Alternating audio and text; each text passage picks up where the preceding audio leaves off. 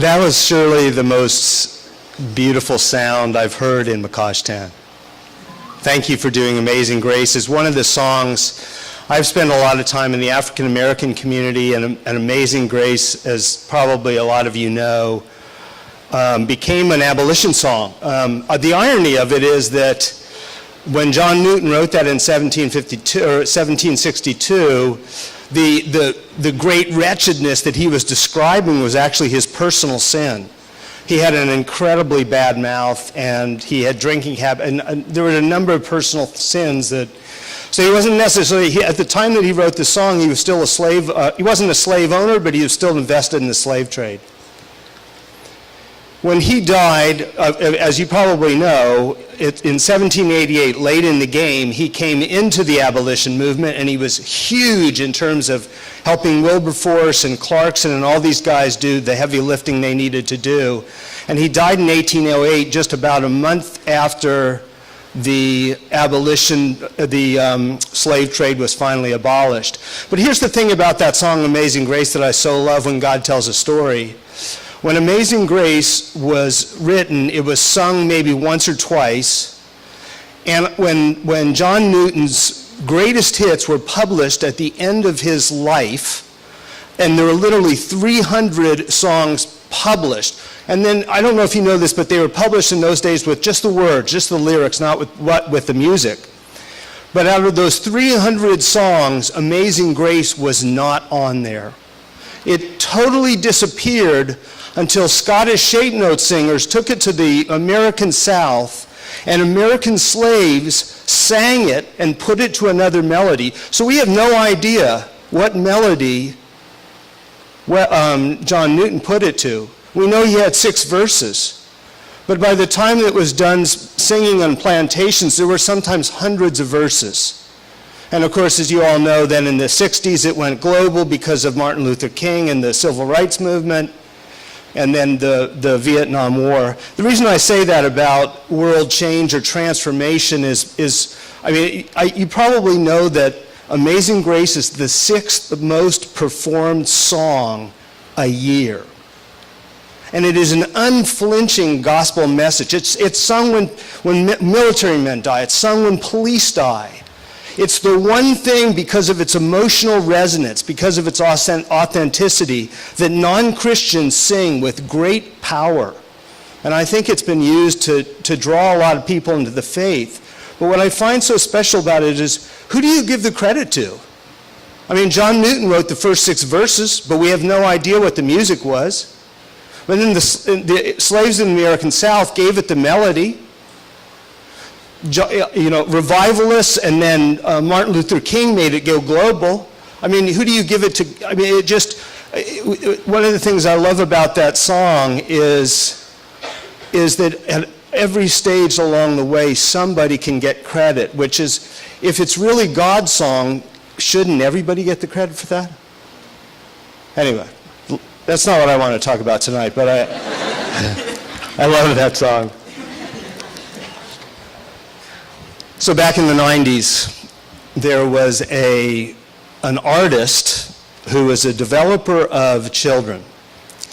And he started to get a little bit alarmed because of the rapid decline of art as kids got older, so he started to track it. So with numbers of years and numbers of schools, he would go in routinely and find out that first graders, when he asked, how many of you are artists, all of them, someone would jump on their desk, but they'd get to their feet, they'd raise their hands, and they'd be enthusiastic, but it would be unanimous. By second grade, that was cut in half.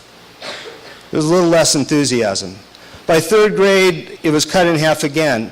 And that continued to happen with a diminution of enthusiasm until by 6th grade, the only people that would tacitly or tentatively raise their hands would be 1 or 2, usually in the corner, that would admit that they were closet artists.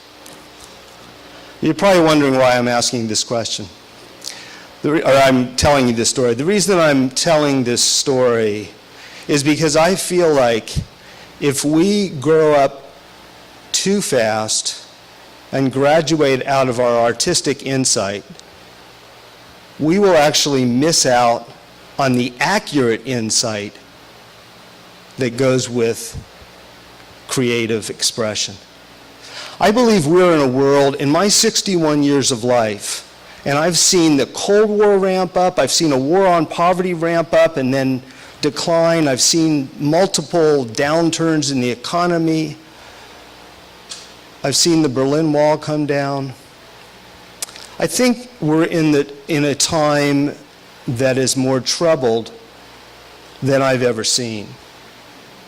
And I don't think we can bring generic cultural profiling, identity annihilating profiling, to some of the deep personal pain that is going on in the world. There is nothing accurate about tired eyes. So one of the things I love about Interchange, we're about 100 people, we come from about 60 countries, so don't look at me and think Interchange is largely white. That's not true. But about a third of us are artists. And one of the reasons that I like to have artists on teams is because when they see places that others only see jagged edges, they see the kingdom peeking out. And they also, even more important, when they go into places that are slums or barrios or others, they see capacity where other people see problems to be fixed. And if you're in the empowerment business, and I tell you, we're in a world of great trouble, there is no fixing that world apart from empowering people that are the stakeholders to transform their communities. And artists have a leg up on that because they creatively cooperate with the Spirit of God to see what isn't until it is. Does that make sense? Well, I said I'd start as an artist first, and I want to start with this drawing, which maybe it'll help if I pull this down.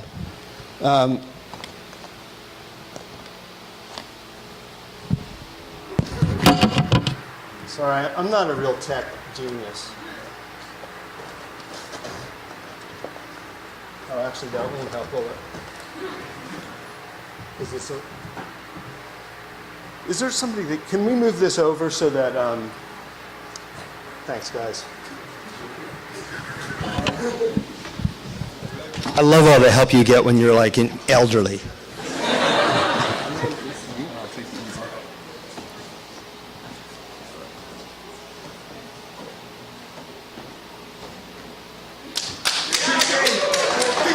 Thank you guys. So hopefully this is clear enough. This is, you can see it later on. Because I started a Christian order and one of our core values or commitments is simplicity. So I was a painter and I painted to get through graduate school. I love the motion and emotion of color. But in the grip of a real depression in 1995, and a counselor told me that if I went back to my art, it would really be helpful. In fact, he said, if you go back to your art, it'll be more important than anything you or I do say in here. So I took him up at his word at that, but then as I started to think about investing in paint and all that stuff again, I felt like God said to me, do what's simple. Do what's simple. And there's nothing simpler than pencil and paper. And the other thing was there was no market for it at that time either, which was really great because I wasn't then clamoring to get into shows and getting competitive. It was purely therapeutic. So, and the other thing I love about pencil too is just, I always say the point of the pencil is the point. I mean, you can't cover a lot of ground with the point of a pencil. So it's the most ridiculously inefficient medium out there.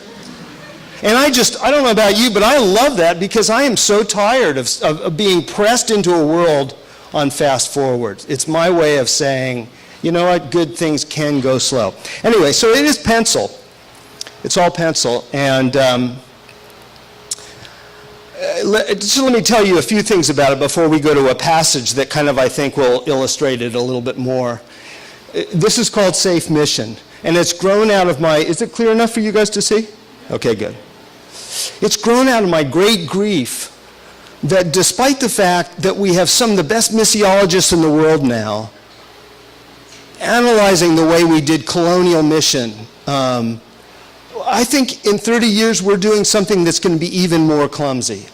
Because 2/3 to 3/4 of the mission from the West now to the majority world is short-term and superficial.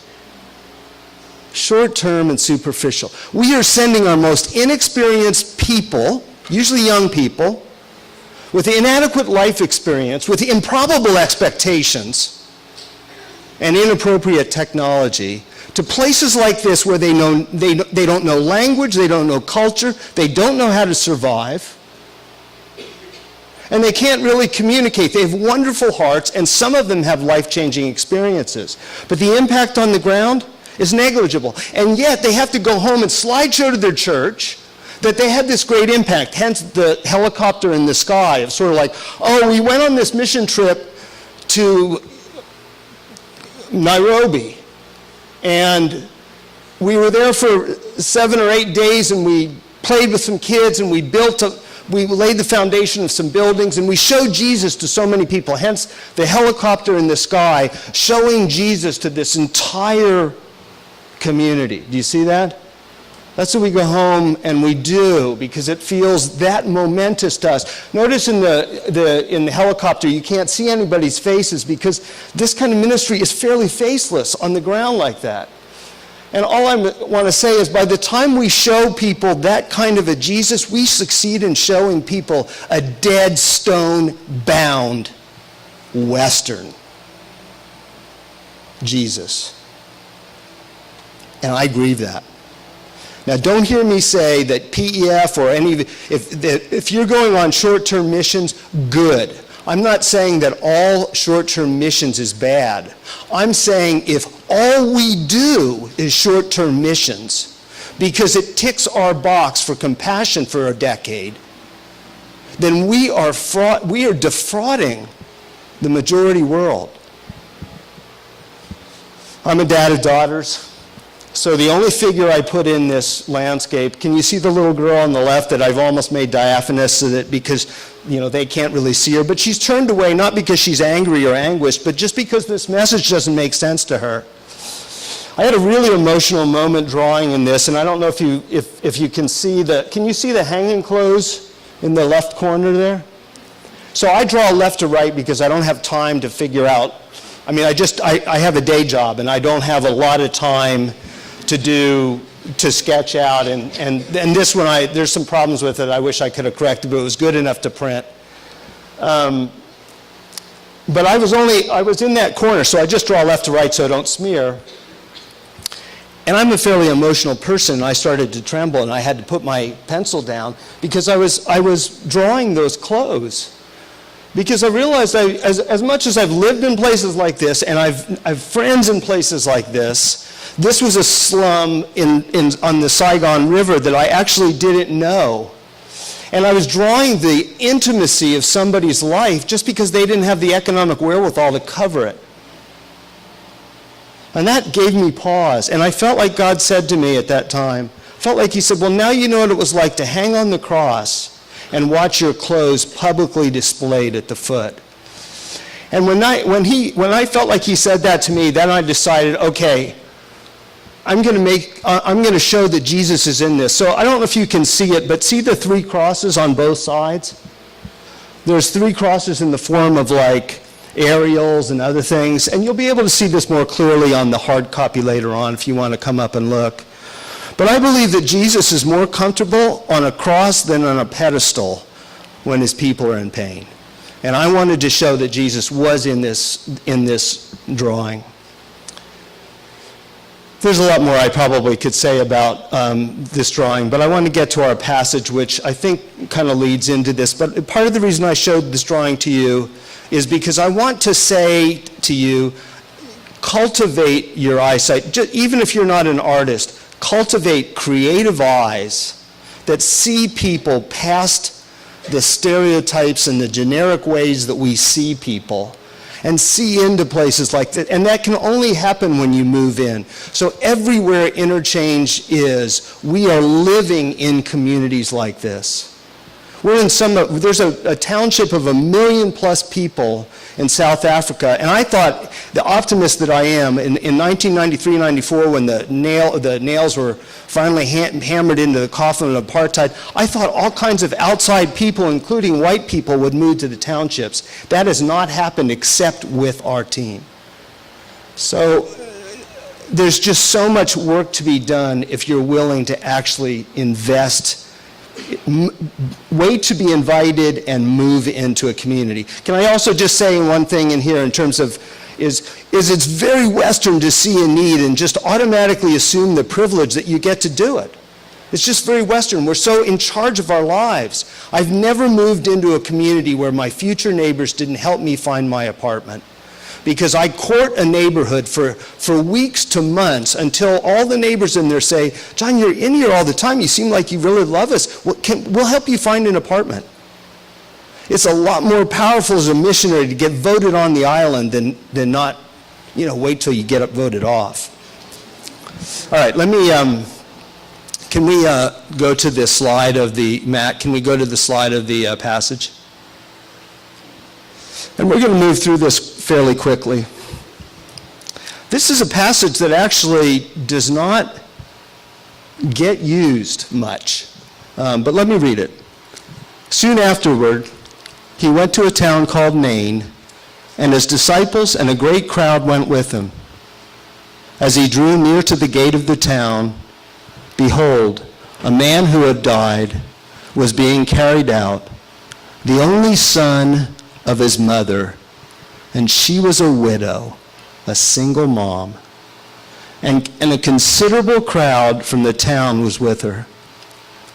And when the Lord saw her, he had compassion on her and said to her, "Do not weep." Then he came up and touched the bier, and the bearer stood still. And he said, "Young man, I say to you, arise." And the dead man sat up and began to speak, and Jesus gave him, love that language, Jesus gave him to his mother. Fear seized them all, and they glorified God, saying, "A great prophet has arisen among us, and God has visited his people." And this report about him spread through the whole of Judea and all the surrounding country. I know we don't have a lot of time, but because I don't want to waste your time, let me pray. And then we'll hit a few things in here, and then hopefully I'll create some impressions. Father, I have a myriad of memories in this place, and I'm calling them up even in this moment. I remember where I used to sit. And I just get real pleasure out of the fact that you're out of time and you can see me there and now. And I want to tell you, it's a privilege to be on this end with these people on a Friday night who've come out to hear you, not to hear me. Father, we are in a world that is hemorrhaging on the one half and cautiously retreating on the other hand. This has been a dizzying year for me to be born in a country that I love, in which some people are talking about building a bigger wall to keep people out. And I live in a country that I also love in the UK that is talking about digging a deeper moat to keep people out. I understand, Father, there's fear. But there's desperation out there, Father. There's desperate people, like in this widow of this Nain. There's need spilling towards us from all sides. And I pray, Father, that you would, in this moment, in this place, and in this people, that you would anoint us for service. All kinds of service. But that you would liberate them, Father, from just the tyranny of self that our culture does, and its four ugly stepchildren of stuff and success and status and security. Father, give us hands that give. Give us eyes that see and don't just look. Give us feet that walk and don't wait. Unclench our hearts. In fact, give us wide open hearts, Lord. Father, we're turning to this word that is very, very seldom used, so we need you to read it. Father, we always talk about reading the Word, but we want the Word to read us. There's something in this passage that reads our world right now, and I pray that you would show that to us. So, yeah, let us open your Word together, and we're here to listen. We're just here to listen. You are the only teacher here. Amen.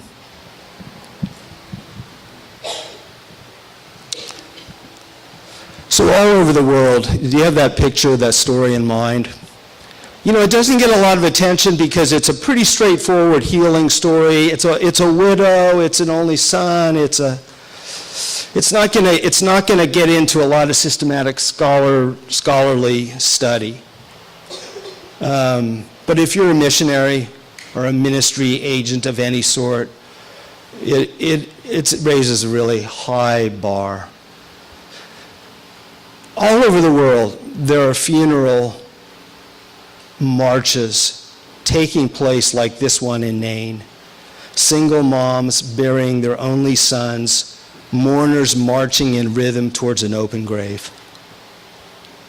You see, it should be, in a perfect world, it should be that you sons and daughters should be burying your moms in ripe old age, right? But in a fallen world, and especially in the developing world, where there's where the resources are so much more slender and people live more on the knife edge, this kind of thing happens all the time. Mothers are losing sons to knife crime in my city, London, to gang crime in Caracas where we have a team, to drive-bys in LA where we have a team, addiction in Nairobi. I could go on. Too many sons and daughters buried way too early.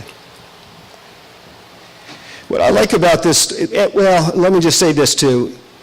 Some of these deaths that I'm talking about here, the Nain one, they're not all individual either. Whole communities can die to their hopes and dreams, or their trust. I think of some people in Baltimore losing their trust in our authorities. Whole communities can lose hopes and dreams and bury them in this way.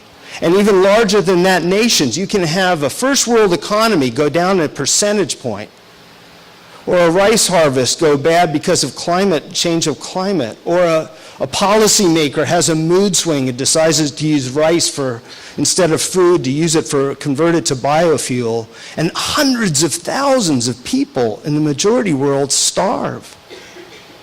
So there's a lot of stories like this Nain story, up close and personal in our world. That's the first thing that I want to say is, Max Dupree says that the first job of a leader is to define reality, and I'm saying that I'm giving Jesus the opportunity here to define our reality. This Nain story is happening all over the world. It is the reality that I see. So that's the first thing that I want to say about that. The second thing I want to say about that the way that pain, the nature of pain and the way misery erupts into our world is, when you're doing the kind of work that I do in the margins, you can be, just consider this story. Jesus and his disciples are not even inside the city gate before a high-need situation is already spilling out. This is the way it is in so much of the majority world or our inner cities, where you can't just clock in and out when you feel that you're prepared to be on duty. I can't tell you how many times I've gotten phone calls in the dead of night, or phone calls from the emergency ward that a son or daughter of the neighborhood is dead or dying. I don't know, I can't count them, the times that that's happened. So the reality here, I hope that this doesn't just look like a quaint story. The nature of pain in this story applies to our world. The second thing I want to say about this, can we go back to the first slide of the words?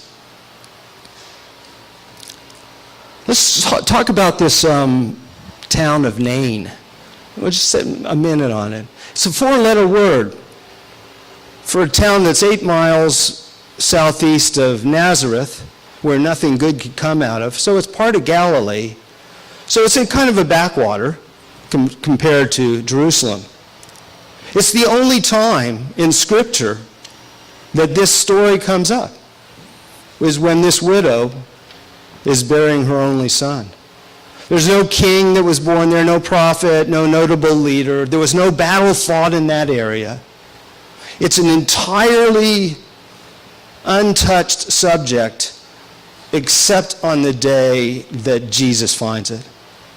I don't know if it feels unusual to you that doesn't it seem appropriate that a town that could be so forgotten in Israel history would be found by Jesus?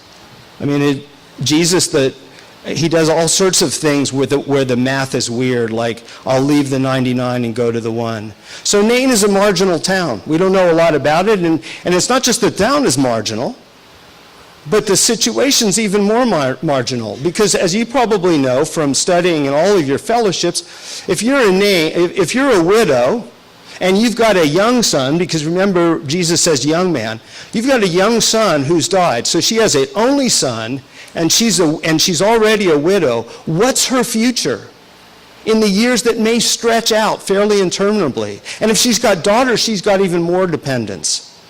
So Nain is a margin here. We're in a place of great learning in Princeton, and I'm sure you're doing much better with that than I did.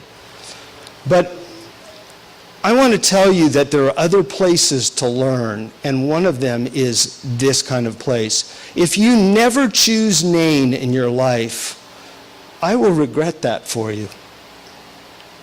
I will regret that for you. If you spend all your time with Jesus, like you're doing, in a Jerusalem setting with all the scholars, that's not enough. Was not enough for Jesus, it won't be enough for you. And that brings me to my next point is, I know there's a lot of stuff that's I know it doesn't look like there's a lot of scaffolding in here for teaching, but there's a lot that's lurking in the vacuum here. And I want to see, the third thing I want to say here is that the disciples are learning. And how do we know that? Well, we know that, one, because after this event, the disciples do this kind of a thing. So they did watch and learn. The other way that we know that they're learning is because for one time, Peter has his mouth shut. So he's not speaking, he's not giving his advice, but they're really learning. And so that's why I wanted to go back to you and say, make sure that the portfolio that you're choosing to learn includes something other than this very, very special place that we're in. A fifth thing in this that I want to get to, and then I want to move towards a close. Oh, well, let me just say one other thing, because I talked about simplicity before. Do you see a lot of stuff? What are the disciples and the crowd with them? What are they taking with them?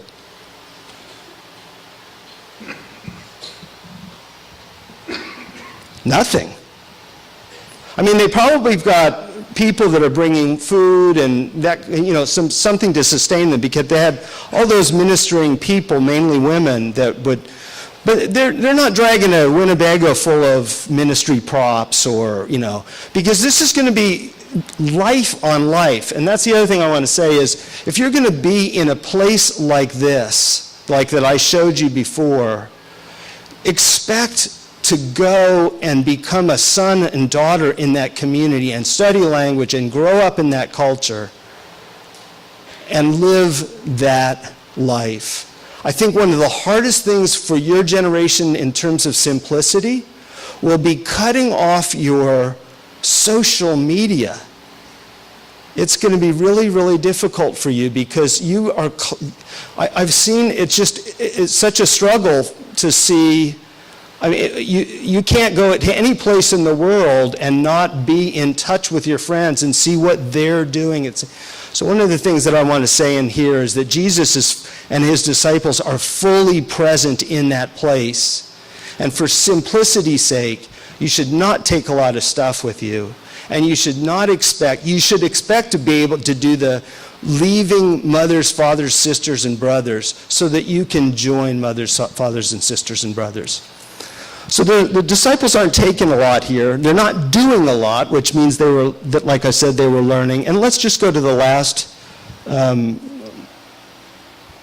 let's pick up, So Jesus comes up and he says to the widow, "Do not weep." What's interesting for me is how Jesus manages, I've seen gifted people do this, but Jesus manages to have a private moment with a widow that I think the disciples might have overlooked. I think the crowd might have overlooked. But Jesus, knowing his mom was going to grieve at his cross, there is no way he is not going to stop. And he says, "Do not weep." And you have this wonderful personal moment in this highly public setting of hundreds and hundreds of people. And the language in here that I think is really special, all the Gospels are incredibly lean in their language. But when you see a passage like this where it says that he gave her back to his mother, or gave him, back to his mother, we are talking about ministering with a kind of love that is more than what a caseworker would do. Thankfully we have a master who knows us by name and not by number. And most of the deepest pains in the world that are coming out of places like I showed you before are going to require that personal presence and level of understanding as opposed to a lot of solutions. So I love what Jesus does there. I love how he revives the person. Bill, how much time do I have left? Like 2 minutes? Yeah.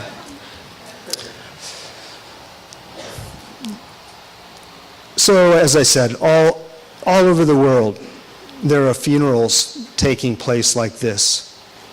And in the power of Jesus' name in Interchange, we have stopped some of those. We've reversed some. But most of them we won't. But we'll at least be present. And we'll at least be there. I think with pain in the world, Satan does such a good job, especially in communities that are so oppressed. He does such a good job to make it seem like when a widow buries her only son, it's inevitable. But what I love about this story is that Jesus shows that it's interruptible. And we have the possibility of doing that. Let me tell you a short story just to close. A few years back, Dave Everett, who's on our staff in Cambodia, he's a 300-pound rock climber, and he's larger than any two Cambodian men generally, but he is such a gentle man, and he's just a magnet for men. And so he's also a former dirt bike rider, and he taught himself medicine in Cambodia. So he would routinely take fleets of pastors and medical people out into some of what they call the black holes of Cambodia, places even the Khmer Rouge didn't go to, so they can pray for the sick and see supernatural healing, and if not see that, they can do medical treatment. And there was a situation one time where they were in Mandalkri province, and way out where no one, spoke, the Khmer was even different. And they were praying for people, and a lot of people got healed of some fairly minor things, but it was a real faith builder. And then a family brought a child that had died to Dave and Lisa. And Dave, it was one of those moments where he felt like Clark Kent needing Superman, but he laid his hands on the baby. He called over the other pastors and the Cambodian pastors that were with them, and they wailed and prayed loudly, and the mother's tears watered the baby, and nothing happened. But the parents did not want to give up, and so they put the baby at 8 or 9 at night in a hammock and refused to bury the baby that night. They said there was time enough to do it in the morning.